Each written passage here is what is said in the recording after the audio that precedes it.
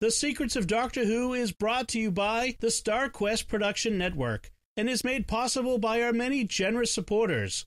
If you'd like to support the podcast, please visit sqpn.com/donate. You're listening to The Secrets of Doctor Who, episode 154. One day, I shall come back. That's it. I've been renewed. Is when a Time Lord's body wears out, he regenerates. I'm a Time Lord. I'm not a human being. I walk in eternity. Braveheart.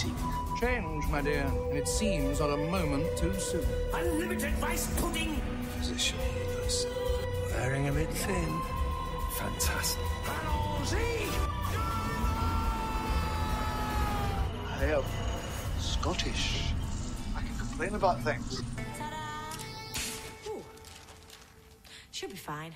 Hi, I'm Dom Bettinelli, and you're listening to The Secrets of Doctor Who, where we discuss everything about the hit BBC series, Doctor Who. And today we're doing something a little different from our usual discussion of the TV show. We're going to be discussing a Big Finish audio play production of Doctor Who called Live 34. And we'll tell you what that's all about, but first, I want to say welcome to Jimmy Akin, who's joining me today on the panel. Howdy, Dom.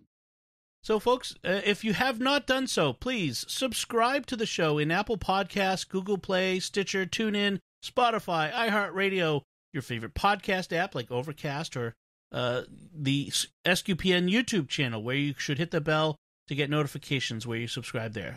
So make sure you've subscribed. You don't miss a single episode. So, Jimmy, let's talk about what we're doing here for the month of December. We're doing something a little different. Yeah, so we've threatened periodically to do an introduction to Big Finish, and we decided to do that this month and give you a range of some different Big Finish audios that are, at least in my opinion, quite good ones that you could use to get started listening to Big Finish. For people who may not be aware, Big Finish is a production company over in England that produces audio plays, usually of licensed media franchises like Doctor Who. That's the big one. Although they also do Dark Shadows and Blake Seven and The Prisoner and other things. They kind of started when Doctor Who was off the air, and they got a license from the BBC to do Doctor Who audio plays using the original actors from the TV show. That's the big thing, is that they're not just bringing in new talent to kind of pretend to be the Doctor. They've got the real thing. So they were founded in 1996, and then since 1999, they produced a whole bunch of Doctor Who dramas, audiobooks, prose stories, bigger stories, smaller stories. They have ancillary characters, like they have a whole series of episodes we've talked about before, but featuring the Master and various.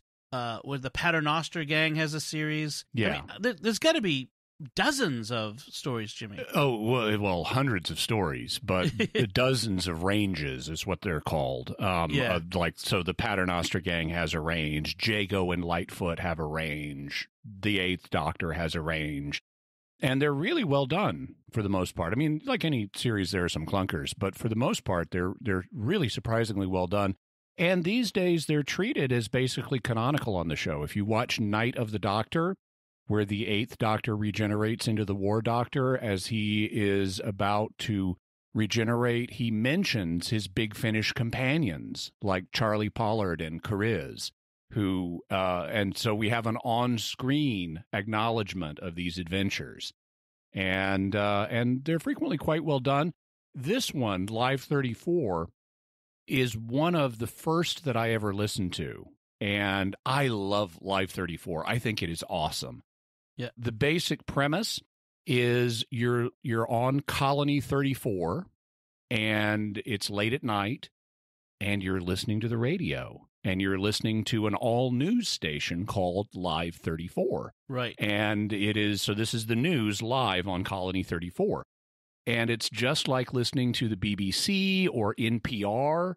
And so you'll have a news update at the top of every half hour, and with the major headlines. And then they'll dig down into some more particular story, like listening to the same thing. If you're listening to All Things Considered on NPR, to give an American reference, they'll have that news recap at the top of the half hour, and then they'll dig down into some story. And so we basically have that happening here. We even get little throwaway lines giving us, the weather report and the sports report. We have like an update on the water ball championship and stuff like that. And it really is like listening to the radio. You even hear whoever's listening tuning between radio stations at every half hour. They're tuning between radio stations until they find 34 and start listening to the news. Right. There is no other narrative in this except for the news broadcast, which is an interesting framework that they've created for themselves and sort of restriction. And again, I think the most interesting stories come out of when the writer and the creators restrict themselves from things. And that's what we have here. We don't have the doctor, having conversations with his companions, on the side that outside of the broadcast. We have none of that. Yeah. And so you have to understand what's going on entirely from these news reports. And it's not standard narrative. It's like kind of like Dracula. If you've ever read the novel Dracula, it's what's called an epistolary novel. So there's no narrator telling us everything that's happening. It's all excerpts from letters and diaries. Right. Or the closest thing that Doctor Who has done to this on screen is the 2015 episode Sleep No More, which was all found footage. Right. But this is another way of restricting the narrative, so it's non-standard storytelling where it's all told through radio reports. And I just love that. That's the kind of creativity I wish the show would do more of. And the sort of thing you could do with an audio format that you really couldn't do this with a visual format. You'd have to do it as TV news reports, I suppose. Right, but, now, so a couple interesting things. Each story, so the whole story takes place over about 16 days within the world of Doctor Who. So there's a 16-day span. Each episode, which is about a half hour, you can call it episode. It's sort of an artificial division, but each time between retuning and going to a different day takes place in essentially real time, as in real time of the broadcast. And what they're doing, and this is typical for Big Finish, is they model the audio plays after what the TV show was doing at the time. Yes. And so since this is set in the time of the 7th Doctor, Sylvester McCoy, and so in his time, a typical story was 4 parts, each of which was a little less than half an hour long. So that's what they give us here. 4 parts, each a little less than a half hour long. This came out in September 2005. When did the series relaunch? Was it 2005? Do you know if this was after the TV series relaunched? I haven't looked that up. If it was September, that may have been about the same time. Which is very interesting. Yeah. It sort of sets that, within after this, people would have a different understanding of what Doctor Who was going to be. So we have 2 companions. We have Ace, played again by Sophie Aldred, who was Ace in the original series, and another character, Hex, played by Philip Olivier, who is a character that only shows up in Big Finish. Am I right? Correct. Hex was created for Big Finish, and his full name is Thomas Hector Schofield, but his nickname is Hex. And he's from the north of England. He's from Bolton, so he speaks with a northern accent to contrast with Sophie Aldred's southern accent for Ace. And he's also a male nurse. And he was created before Rory, several years before Rory. Right. But he's a lot like Rory. You have this dynamic between the kind of strong, dominant female personality of Ace, who is in some ways like Amy Pond, and then the more flexible, humble personality of Hex, kind of like Rory, except there are a few differences. One of them is Hex's medical skills become relevant to the story much more frequently than Rory's do. Okay. So he, in a way, gets more to do than Rory. Rory's just kind of a traveler hanging around. Hex does stuff. Also, even though he is the more passive compared to Ace, he's also cheekier than Rory. He'll stand up for himself in a way that Rory doesn't. Okay. He'll even kind of, at times, be a little preemptively cheeky with Ace. There's another story, Gods and Monsters, where they're dealing with vampires, and they don't quite come out and say it this way, but you know how whenever you're dealing with vampires, you want Catholics to be the ones to deal with them? you know, right? Because Catholics deal with the supernatural better. If you got a demonic possession, you want a Catholic priest, not a Baptist minister. Right. And right. and same thing with if you're dealing with Dracula, you want Van Helsing, not Pastor Bob. Yes. So Hex is a Roman Catholic, and he points that out. And then Ace is complaining about how she's been having more trouble with the Hemivores, the vampires, than Hex has. And he says, see, Church of England, got to be a downfall.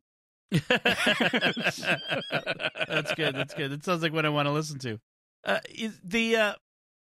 When you mentioned the comparison to Amy and Rory and Ace and Hex, that does bring up the point that a lot of the people who, like Stephen Moffat and some of the other Russell Davies worked on Big Finish. Yeah. A lot of people who are running and involved in New Who, wrote episodes, ran the show, were people who were among the founders of Big Finish, right? Were they? Yeah. Like, was what is his name? His writing partner of Stephen Moffat, who was also Mark Gatiss. Yeah, Mark Gatiss is in Big Finish. Yeah. I'm blanking. He's the main Big Finish guy, but I'm blanking on his name. I want to say Briggs, who does the voices of the Dalek on the show, is on the TV Nicholas show. Briggs. Is the Nicholas Briggs? That's it. Is the main Big Finish guy. You'll even find episodes of Big Finish with David Tennant playing Time Lords before he played the Doctor. Yes. Very, very interesting.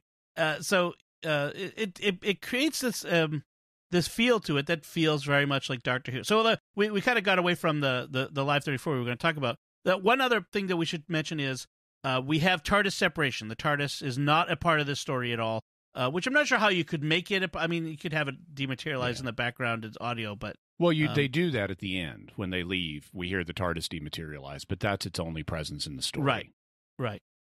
So we talked about the setting. It's Colony 34. Colony 34 is one of 49 colonies in a binary solar system, and the colony has a first city, second city, third city. Not a very imaginative naming system in these colonies. And apparently we hear from dialogue that Earth was abandoned centuries ago. So right. This is after the Great Disaster. Right. And the broadcast starts off with reporting on rebellious elements setting off explosions in government records offices in various locations in the various cities. Yeah. Now, one of the things to point out about this episode or this story, it's like we mentioned, it's kind of got three parts. The Doctor is at least briefly in all three parts, or in all four parts. But the episodes really focus on the different characters. So the first episode is focused on the Doctor. Yep. The second episode is focused on Ace. Yep. The third episode is focused on Hex. And then the fourth episode brings all three of them together for the resolution. Right. And I think that's an interesting narrative storytelling device, too, having each character sort of get their own episode to shine and show us what they do. But a lot of and this is something Americans may not be aware of, but this episode is just shot through with political significance in a way that may not be obvious to an American audience. You have, in essence, this ostensible terror campaign going on 34, but there's questions about how much is this the government doing this just to keep people oppressed and passive? Right. To give themselves an excuse for emergency government powers, right, versus real terrorist elements. Yeah, and it plays out. How many of these are real bombings versus false flag operations, and they're using them to delay free elections, and then there are election irregularities and stuff. And some of this, we see in other nations, particularly in the third world, but some of it also resonates with British history because you had. Back in the 70s and 80s, you had the Troubles and with Northern Ireland and the Irish Republican Army. And there was also, so here on 34, we have, in addition to Premier Yeager's official government, you have this rival political party called the FDP, the Freedom and Democracy Party. And they're basically an analog for Sinn Féin. Right. Sinn Féin was a political party in Ireland, in Northern Ireland, that was widely perceived as just a political front for the Irish Republican Army, who were terrorists. So you would have this legitimacy issue of, well, are you a real political party? Why won't you condemn these IRA bombings? Right. And you had the leader of Sinn Féin, a guy named Gerry Adams, who it's like, okay, he's the political guy, but he's also perceived as being in bed with the terrorists, and he denies, illegitimacy to what he's doing. And during Margaret Thatcher's administration, he was subjected to government censorship in a particular way that also kind of resonates with this story, where you had the Thatcher administration decided they wanted to try to deny oxygen in the media to certain people, including Gerry Adams, and they set up broadcast restrictions because they don't have a First Amendment over in Europe, the way we do in America, that protects freedom of press and freedom of assembly and freedom of religion. They don't have that over there. And so they set up broadcast restrictions where Gerry Adams and certain other people could not speak in their own voice in the media. And so the broadcasters immediately found a way around that. We'll get actors to dub what they just said. and so in this, you have similar elements. They're not exactly the same, but basically in the first episode, the Doctor becomes the leader of the Freedom and Democracy Party. So it's like the Doctor as Gerry Adams. Right. And then Ace is, and we pick this up, if you know Ace, you can tell just from the first episode, Ace is leading the bombing campaign. Right. And so you do have this Sinn Féin IRA thing going on between the Freedom and Democracy Party and the insurgents. Then also in episode 2, we encounter broadcast restrictions, where they explain to the audience, we can't broadcast certain things here. So they're like bleeping out references to government prison facilities and government officials. And so there's a lot of kind of 70s, 80s British political ethos that they've pulled in here, as well as stuff that happens in other countries, not all the UK, but other places too. Also keeping in mind that this, again, 2005 is not long after 9/11, and all of the debates over anti-terrorism legislation and restrictions that were being imposed at the time in fear of terrorism. And so that would have also been in the mindset of those who are listening to this at that time or were creating this at the time. Mm-hmm, so it's very, very interesting to have all that. I find it very interesting, and I don't think it's too much of a spoiler to say that the Doctor and Ace and Hex become very intimately involved in freeing this colony from a totalitarian government. With the Doctor being the presidential candidate, or essentially premier candidate for the premiership of this political party, and Ace being the rebel leader, and Hex actually having more of an undercover job, which is it was a very interesting thing at the end when that was revealed. And it's very interesting to see how deeply involved in this they became. We don't have an explanation again because it's all news broadcast. We don't have an explanation of how or why they got involved. Pieces. Apparently, what eventually emerges when Ace gets to tell her story is they originally came to this planet for a vacation. They were going to make a snowman. They were going to get some sun, and they found a prison ship that had crashed. And Ace tended to a dying prisoner who turned out to be a political prisoner, and he explained the repression that was happening on 34, and that's what led to them starting to investigate. And then in episode 1, when the Doctor's being interviewed, one of the commentators talks to him about the 2 most recent heads of the FDP have died, and somewhat mysteriously. Yeah.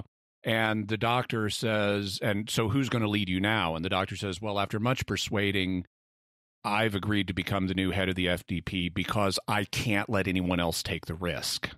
So it's not like he wants to be premier. He just doesn't want anyone else to get hurt. Right.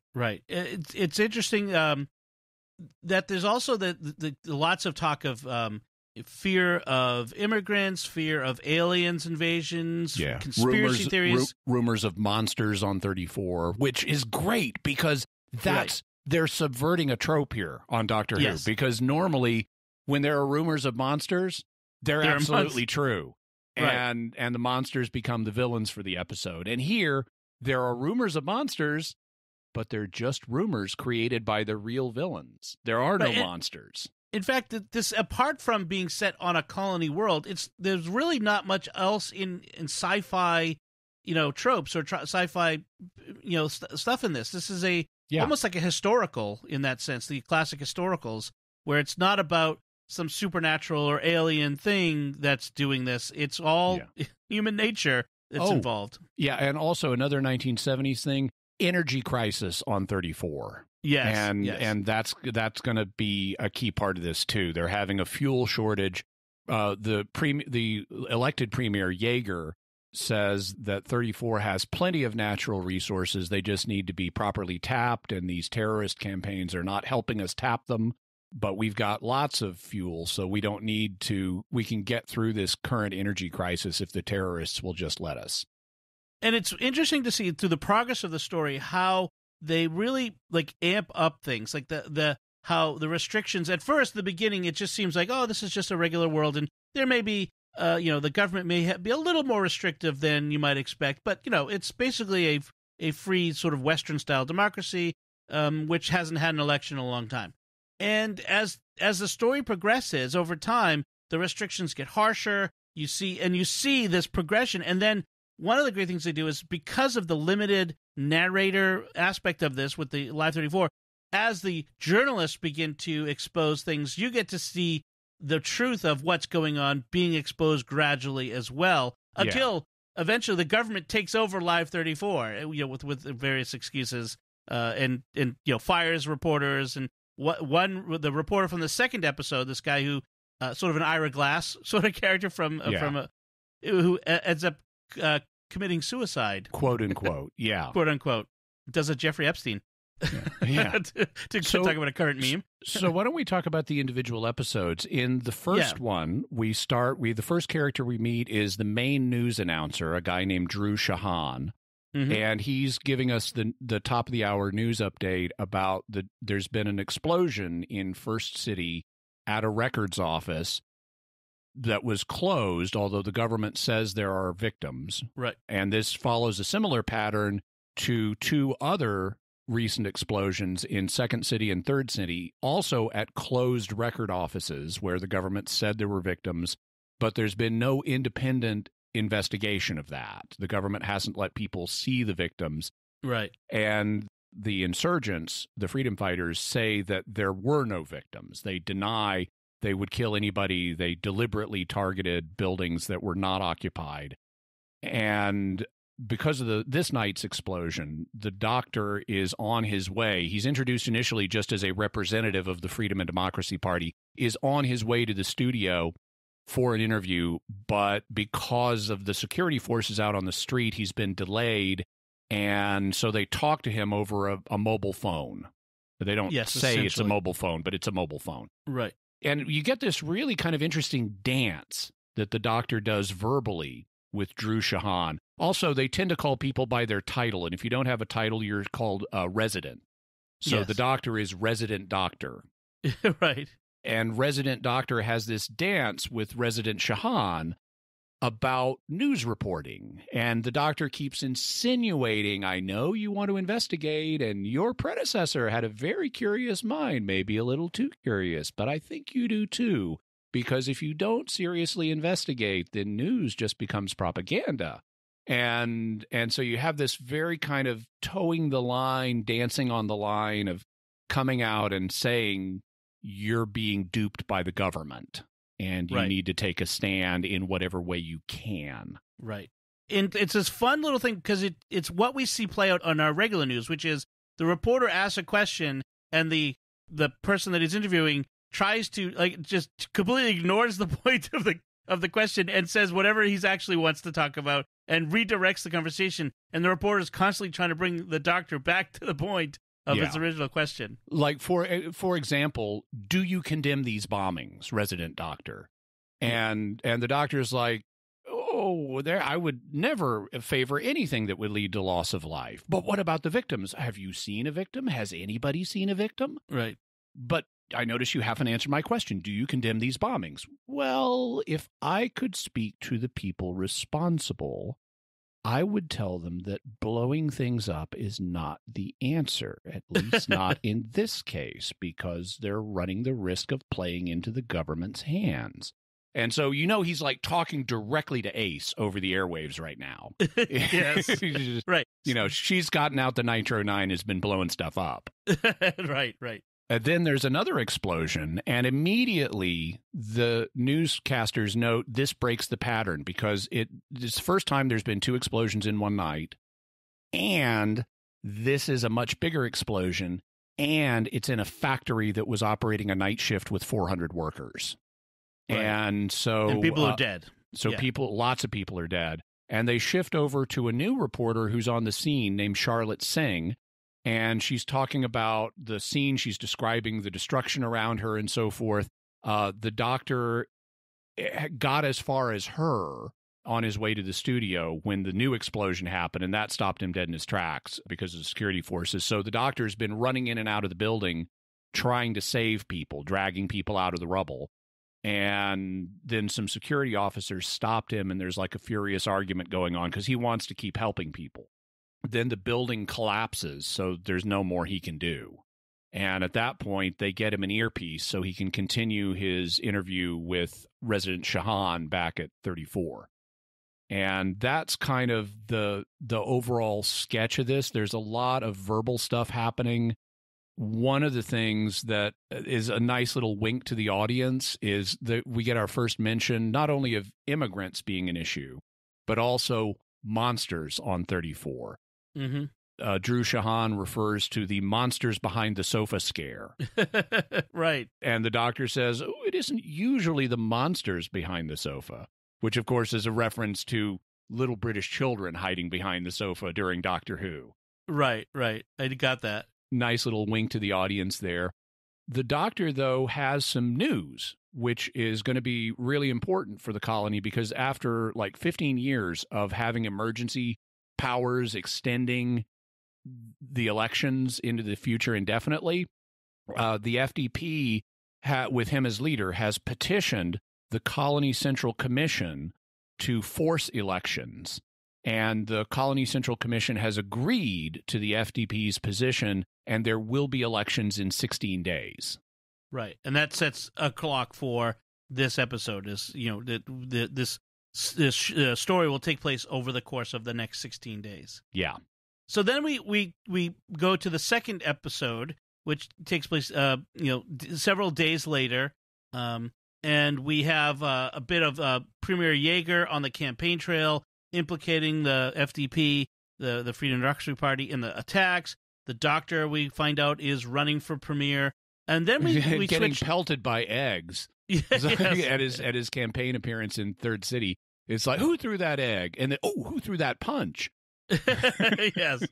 And then we have they switch to this documentary sort of story. Okay, now that we've had the update, here's our regular programming. And it's Waring's World. Waring's World, right? Ryan Waring is the journalist who is made contact with the rebel leader called the Rebel Queen, and he kind of narrates how he was given this secret place to go and follow these instructions, go outside the city, in the dead of night, and he ends up in this slum that he never knew existed, and most people don't know about, and there's dead bodies in the street, and it's much worse conditions than the government has ever let people know. And he ends up being blindfolded and brought before the Rebel Queen, who turns out is Ace. Yay! She's leading the rebel, and she says, "I don't think of ourselves so much as the rebels as more of a resistance," which is kind of a fun little connect when you connect that to Star Wars, The Force Awakens. She tells him about how they arrived at 34 unexpectedly. Then we're told by the announcer that her testimony is censored on orders of the premier, so there's certain things that she says, like you said, Jimmy, that's bleeped out, which we get the clear implication that the premier is behind the people disappearing. That right. People are disappearing and the premier is behind it. She said they were going to these government records offices to prove what was going on because secret government archives were being stored in these different records offices, secret records. Right, and she wasn't trying to blow up the buildings. She was trying to blow the doors off because she didn't have the passes that would let her have access that she had been promised. All she was trying to do was blow the doors off, but she didn't realize that the doors and the walls weren't as solid as she thought. Yes, she got a little enthusiastic with her explosives.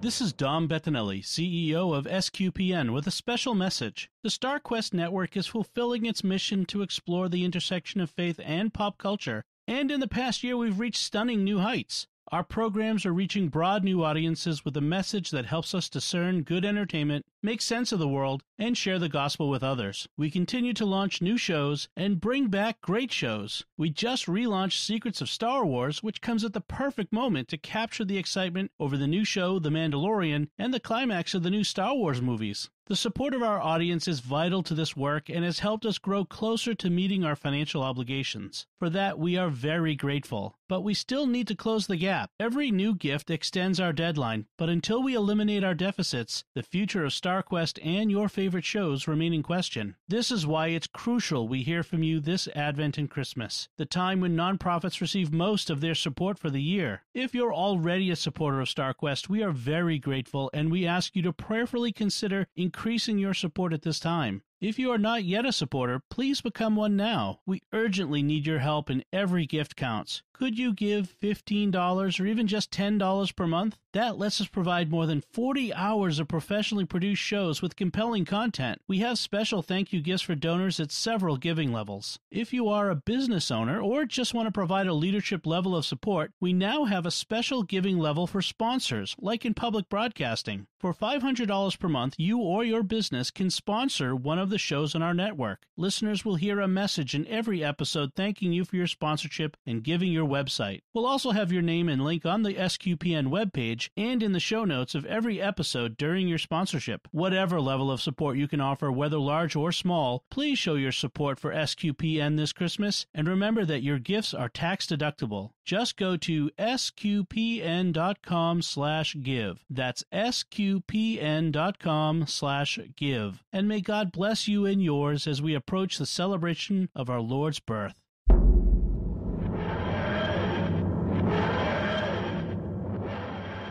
And the records show that there are thousands of people who are dying in these outer districts from starvation, disease, but also many people disappearing. And so the Ace and the Doctor are evidently trying to get to the bottom of what's happening on this world through separate tracks. The Doctor through the public FDP, the political system, and Ace as the leader of the resistance. And they're both dancing around the fact that they know each other whenever they're asked. So yes. Like when Ryan Waring asks Ace if she knows Resident Doctor, it's like, well, I know a professor who's interested in world affairs. Right. And in the midst of this, the government, police forces show up and they have to escape from them, and they're running. And Ace has actually been betrayed by one of her aides named Lula, who was the one that brought Ryan Waring to her. Also, there's a really nice little detail when he finally meets, and he's been like kidnapped and thrown into a truck or a transport, and they never tell us what kind, but just a transport. Yeah. And when he finally gets to see her, she comes in and so you're the Rebel Queen. Oh, the press comes up with such rubbish names, don't they? And then he gives her what she asked for, and it's a big bar of chocolate. Right. And she takes 2 bites and says, "Oh, I haven't had chocolate in ages." And it's clear she's really loving it. But then she says, "I'm going to save the rest of this for later." And later, she gives it to Lula and says, "Give this to the children in the morning as a special treat." So they've got children there in their facility they're caring for. And Ace just took a couple of bites of the chocolate for herself and then wanted the kids to have the rest. And it's a really nice little touch. Right. A nice character moment there for really to get. So it's not just about advancing the larger story. There is these character moments in it, which I really enjoy. And so that's pretty much the second episode. I've really summarized it, but it's this narrative story of Ryan Waring talking about his meeting with the Rebel Queen. Yeah. And Ace throws a stun grenade to get the security forces off them. The security forces, by the way, are wearing new body armor that is suggested could explain the monster rumors. Yeah. You see these big monstrous figures of the security forces in body armor. It's also implied that the security forces have not just been collecting dead bodies, but living people, too, are being disappeared for some reason. Right. And Ace gives Ryan a modified motorcycle and sends him back to the city with it. I did like that. Yeah, the Doctor has kept his fascination with 20th century motorcycles. And so he's got a motorcycle that it's got autopilot, apparently, which is really nice. Yes. And then, so the third episode starts with an attack on a senior center that killed dozens and is being blamed on Ace and her resistance fighters.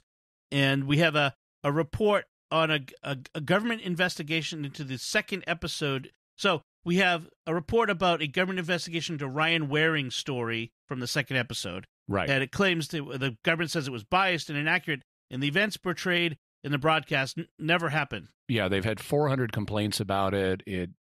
It was just anti-government propaganda. Ryan Waring can't comment. Ryan Waring has committed apparent suicide. Yes, right.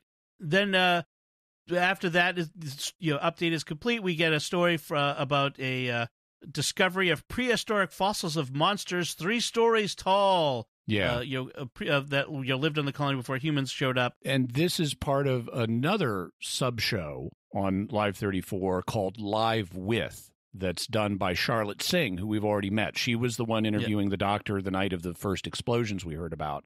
So she has a regular series called Live With, and tonight she's doing Live With the Paramedics. But because one of the paramedics is called in sick, she's only going to be with one paramedic, Hex. Yay! Right. And luckily she has medical training so that she can travel, she can go with him on calls, and because she can apparently help him. Yeah. We have he's posing as a paramedic, like we said, and as they're getting ready to go out in the ambulance, they're at the hospital. There's a ruckus, and some security, very heavy security, shows up, and they're trying to see what's going on. There's a figure who's on a gurney who's being rushed into the hospital, and from a black unmarked ambulance. Right. Yes, which is, we know that if you want to hide something, definitely put it in a black unmarked vehicle. That definitely nobody will notice those. And then we get breaking news that Ace has been captured by security forces, which, dun dun dun.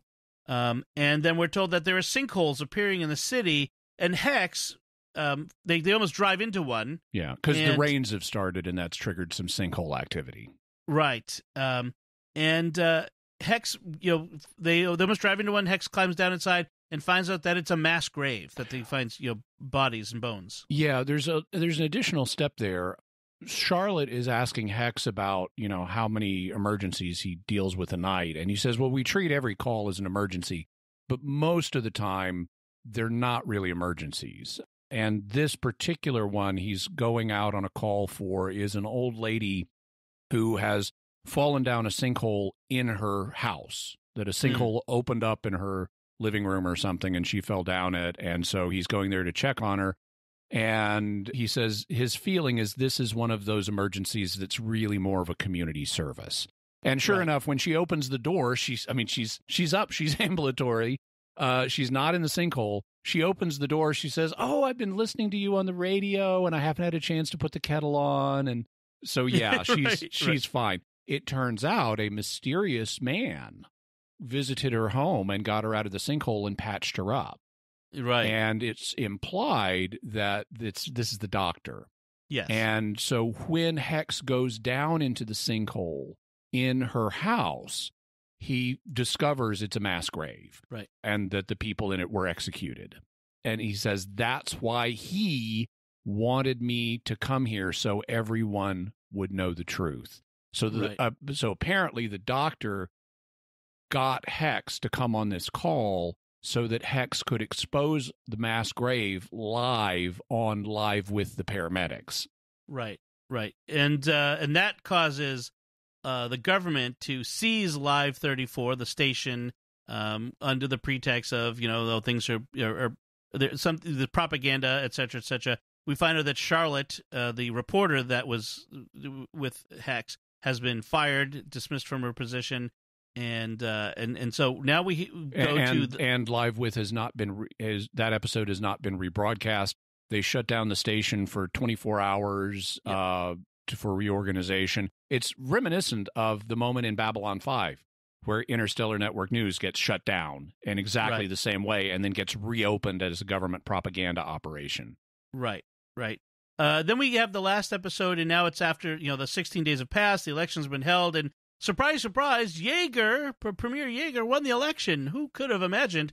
80% of the vote. Yes, I mean, that's almost as good as Saddam Hussein, his vote margin. So but we found out the doctor has been killed. They said his transport was crashed outside the city, and so he couldn't possibly have run. So that's so he loses. We find out we have a confession that they play of Ace confessing to responsibility for all of the crimes and renouncing the doctor. And one of the things that is interesting in listening to this sequence is the tones in people's voices, which is, always important in an audio play. But when we come back with the reorganized Live 34, Drew Shahan, our main anchor, sounds very disappointed and resigned to the fact that Yeager is president, but he's trying to be professional and he's trying to hide it. Right. Because he knows things have gone badly for Ryan Waring and Charlotte Singh. Yes. And then when Yeager comes out at his victory celebration and by the way, the FDP is appealing to the Central Commission, we're told, about voting irregularities. But when Yeager is at his victory celebration in Colony Square and he's playing this apparently videotape on like a Jumbotron or something of Ace confessing to her crimes, it's clear she is not in good shape. Right. It's like she's at least exhausted. We get the sense she's been tortured. Later, we're told she's been drugged. Right. And she confesses to working to bring about a coup, to bring in an alien power, to strip the planet of its mineral wealth. And she throws herself on everybody's mercy. We have this amazing Pontius Pilate moment where Yeager stands up and says, I won't declare what should happen to her. I leave it to you, the crowd, to determine her fate, and it's, I expect them to start yelling, crucify her, crucify her. It's amazing. He is definitely seeking cover for his actions. He brings Ace out in chains, and she apparently is in somewhat better shape than she was during the confession, because she is shouting and saying, Yeager, she was drugged, that confession was a fake, Yeager is the real murderer. And when she says that, Yeager strikes her across the face. And Shahan notes that the crowd did not like that. Yeah. So Yeager is now starting to show his true colors, and people are starting to see him for what he is. And the crowd starts to turn ugly. Yeager then says the plan was for the complete repopulation of 34 with Ace's alien friends. So like every one of us was going to be eliminated and replaced by someone from off-world. Right. He then orders her execution on his command, and the doctor shows up. As usual. He's not dead after all. And he gives this, Yeager is ordering her death, and the doctor comes in with, death to this, death to that, death to the other thing. I mean, I almost thought he was going to say death to rice pudding. Yeah. It's and there's this whole moment where he kind of he gives the explanation. He says that the election was invalid because neither of the people who were there was no one that anyone could vote for who was on the ballot. Basically saying he was dead, or so they thought, and Yeager is not Yeager, in fact. And Yeager is shocked by this revelation, and he orders his guards to kill the doctor too, but the guards don't. And apparently they've got earpieces and they're receiving new orders, and they restrain Yeager instead. Right. So the basically what happened was the real Premier Yeager years ago had a double created because he had a disease that deformed him. So he wanted a double who could go out into public and provide that visual. As you do. As you do. In fact, that's actually been speculated on in real history, that certain political leaders have had doubles who have gone out in public. In fact, there was a movie where like the president's double was killed, and in order to prevent people finding out that it was a double, or it wasn't killed. No, he had like a coma or something in the midst of doing something he shouldn't have been doing, and they had to figure out what to do in that circumstance. My favorite political leader double movie is a World War II propaganda movie called Hitler, Dead or Alive, where the U.S. government offers like $1 million reward for the death of Adolf Hitler, and these gangsters go over to Germany to get Hitler. But see, he's got all these body doubles, and the real Hitler has a scar on his lip. That's why he grew the mustache. So in order to prove that we've got the real Hitler, we've got to force him to the ground and shave off that mustache. Oh, gosh. Yeah, actually, one of my favorite ones was the Kevin Kline movie. Was it Dave? Where like regular guy had to pose as the president. He's an accountant, but they had this guy who looked just like the president, so they had him pretend to be the president because the president was in a coma. And he was such a regular, sensible guy that the country was running better and all this other stuff. And then the president gets better. But yeah, so this is a thing in both fiction and in some people claim in real life. And but so this double crossed the real Premier Yeager and took control and started implementing these totalitarian. And they talk about that the double was himself a security officer, so you get this idea that he knew how to sort of be a strongman and take care of things. And as the Doctor announces the election's been invalidated by the Colony Central Commission, Charlotte reappears. Yes. And so she's back, and she's like really annoyed. And Drew Shahan is really startled to see her. And she's like, get up off your knees. I'm not on my knees. Your metaphorical knees, you idiot. You know, the slightest bit of government pressure and you fold. Right. And it turns out that Charlotte was part of the resistance all along. Well, at least after a certain point. Right. In her Live with the Paramedics episode, there are moments where Hex is trying to get her to describe things and she's being reluctant to do it. Yeah. But then after they were arrested, we didn't really get that mentioned, but at the end of when they find the mass grave, security forces broke in and arrested them. Right. And we now learn that Ace's friends busted them out of security control. And so a couple of nights later, Hex and Ace went to the hospital to investigate who came out of that mysterious unmarked ambulance. Right. And Hex now wheels him out, and it's the original Prime Minister Yeager. Yes. Who's been kept alive all this time so they could use his body print whenever they needed to authenticate something. Right. I love this little bit where the Doctor says, as unaccustomed as I am to making speeches, and Hex starts coughing. Yeah. Because the Seventh Doctor is known for making speeches. He then lets Hex explain what happened here. And then he lets Ace explain part of what happened with her as well. And then we get to the big revelation. Soylent Green is people. I mean, 34 fuel is people. Right. Yeah, the energy crisis that they're having, the answer was killing people and using their bodies for fuel. First, they were just digging up the dead, and that wasn't enough. Then they turned to the criminals and the undesirables. Then they started this thing where they would advertise on other colonies for immigrants and started using them. Like the immigrants would show up, and then they would take them off to become fuel. And then they just started killing the underclass. And at which point you wonder, like, where was this going to end? This is not a long-term solution to your energy crisis. Yeah. Although I suppose if you kill enough people, you don't have as much energy needs. You lower your energy needs at the same time, I suppose. But it's a horrific sort of a problem, or I mean, this is beyond even just your regular bad totalitarian government. Yeah, it goes into Hitler territory.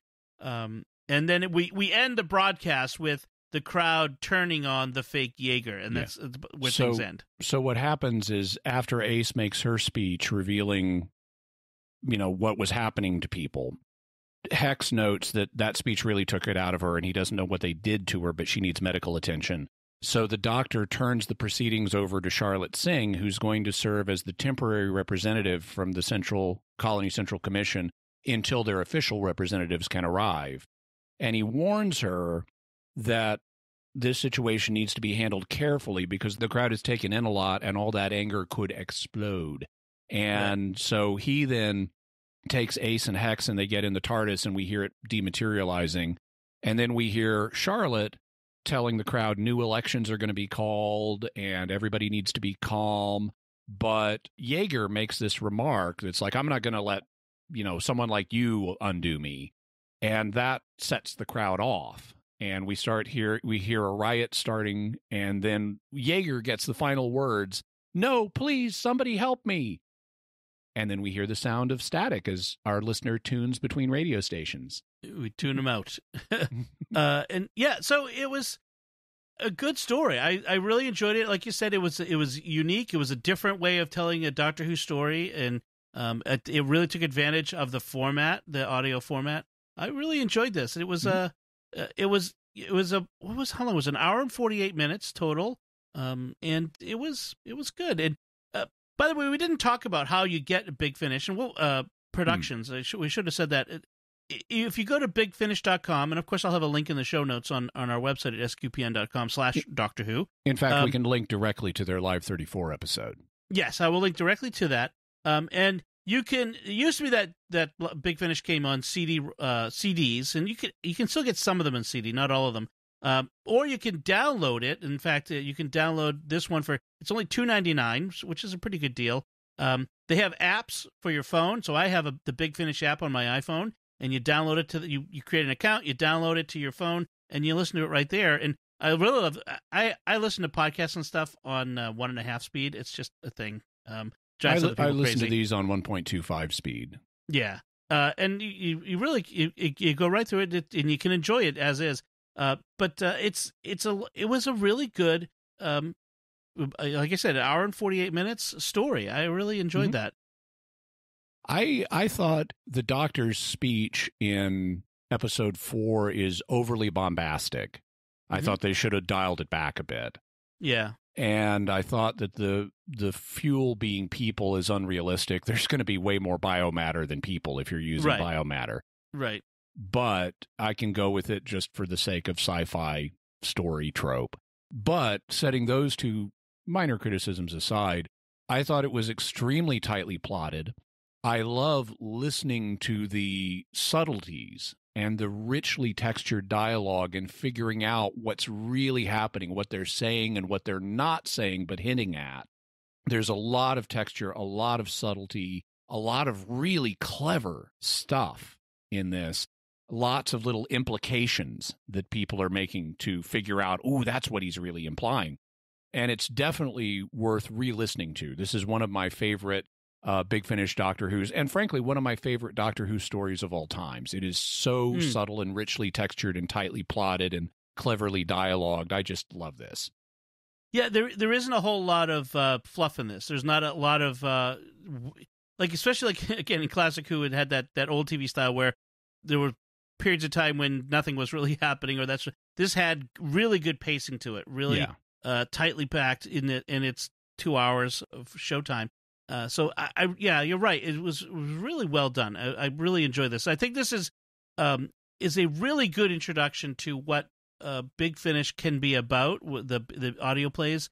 If you want to dip in, and like I said, it's only $2.99, so it's an inexpensive way to give it a shot and see whether it's something you like. And we have talked about other audio productions, like where some of the older Classic Who productions are no longer available in video format. The video has been lost, so they're available as audiobooks. So I mean, Doctor Who is really it really has become a multimedia sort of franchise. It's really available and really good in its various formats, I have to say. The kids' comics aren't my favorite, but right. So, like we said at the top, we're going to be covering some more Big Finish productions through the rest of December, and sort of leading up to the next season of Doctor Who with the 13th Doctor, Jodie Whittaker, which, as we record this, we don't have a date for when that's going to happen. They said the beginning of 2020. that could be as early as January 1st of 2020. Like last year, they had a New Year's Day special instead of a Christmas special. So that may happen again. We don't know yet. But just to give you an idea of what we've got coming, so we have had this. Next time, we're going to be talking about the Trial of the Valeyard, which is a six-doctor story. We also have one on the Master, featuring Christopher Beavers as the Master, who played the decayed Master from the TV show. And then we have a special Christmas episode that we'll tell you about a little later. Yes. Okay. Yeah. We'll hold on that. Keep some of the surprise. But that one will actually, because of our schedule, will actually drop on Christmas Day. So that'll be a nice little Christmas present from us to you. So let us know what you think of doing these as these Big Finish, and if you'd like to hear more of this and make it a regular thing. And I still like to do like a sort of a top 10 list or so. I don't know. There may be other ways we can really talk about Big Finish in the future, because I think it's a untapped resource. One thing that I've meant to propose this to you and Father Corey, but I can propose it now, is when I listen to a new Big Finish, give like a 2-minute review in an episode. Say, here was the most recent Big Finish thing I listened to, and here's what I thought of it, and just have it be a brief update. That's a good idea. That's great. I think our audience would enjoy having more new Doctor Who that they haven't seen or listened to. I mean, we're covering the stuff that most of us who are fans have already seen, but this will be a nice way to get some new content. So before we finish up, we do have some feedback from listeners on some recent episodes. From Silence in the Library, a while ago, we have, that was episode 145. Emma Croik on Facebook writes, when I first saw the episode, I thought the little girl was a book character come alive, and the Vashta Nerada were not killers, but here to get people into her book world, which is an interesting, would have been an interesting concept. And then on episode 149, Terror of the Autons, Danny Butler writes on Facebook, I've never seen the stories in order, so it's hard to tell, but the format isn't bad. I do wish now they'd kept Liz on as one of the unit regulars. Yeah. Russell T. Davies understood the benefits of bringing characters back and worked pretty well in his time. For what it's worth, there are additional Liz stories in video. There were unlicensed productions involving Unit and name-changed organization called Probe, where the actress does return and plays Liz Shaw.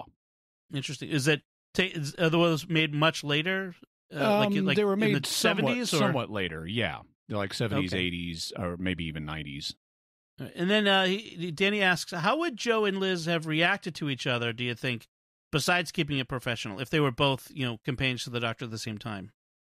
I think they would have gotten along. I think Liz would have been a little bit flummoxed by Joe. Joe is much more a free spirit.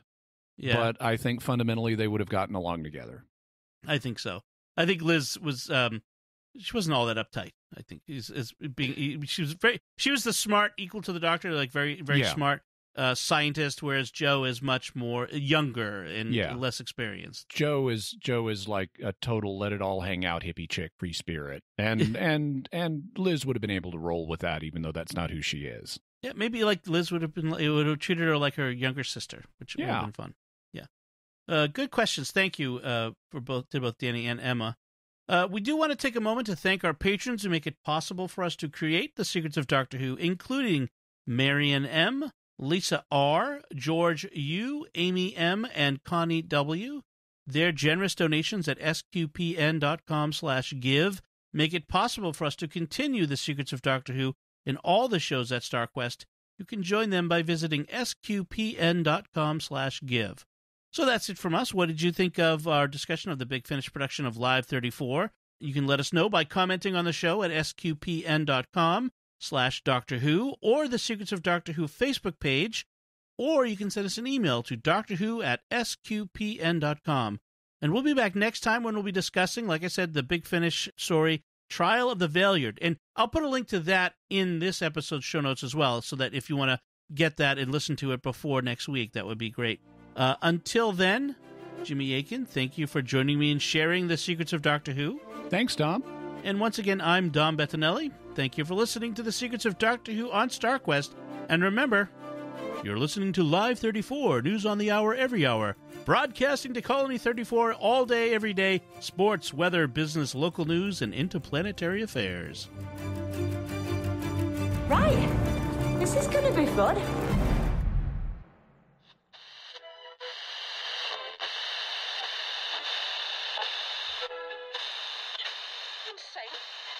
you would